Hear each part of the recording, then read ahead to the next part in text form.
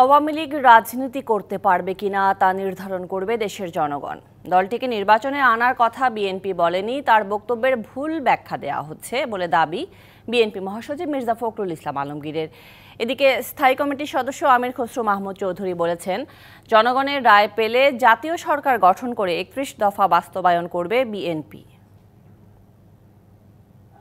বুধবার সকালে ফেনীর ফুলগাজীতে বন্যায় ক্ষতিগ্রস্ত শিক্ষার্থী ও জনসাধারণের মধ্যে শিক্ষা উপকরণ ও ঢেউটিন বিতরণ কর্মসূচিতে অংশ নেন বিএনপি মহাসচিব মির্জা ফখরুল ইসলাম আলমগীর।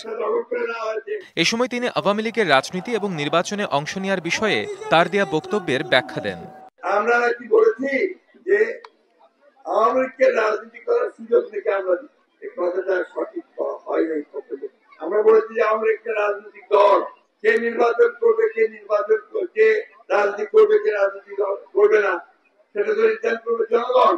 পরে বিকেলে ছাগলনাইয়া আদালত মাঠে উপজেলা বিএনপি আয়োজিত জনসভায় যোগ দেন মির্জা ফখরুল।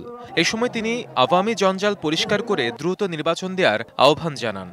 এই 15 বছর আওয়ামী লীগ যে জঞ্জালগুলো সৃষ্টি করেছে, আওয়ামী লীগ যে ধ্বংস করে দিয়েছে গণতান্ত্রিক প্রতিষ্ঠানগুলো, আজকে সেই জঞ্জালগুলো সাফ করে একটা সুন্দর পরিবেশ তৈরি করতে হবে।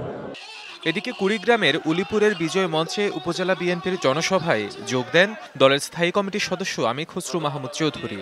এ সময় তিনি বলেন, জনগণের রায় পেলে জাতীয় সরকার গঠন করে ৩১ দফা বাস্তবায়ন করবে বিএনপি।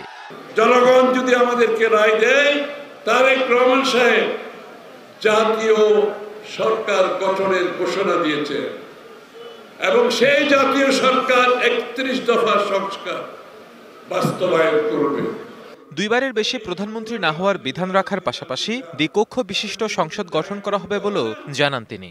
এই জন্য আমরা উচ্চ কক্ষ আর কক্ষ রাখছি, যেখানে এই গুণী মানুষগুলো থাকবে। হিমাদ্রি রাহা, ডিবিসি নিউজ।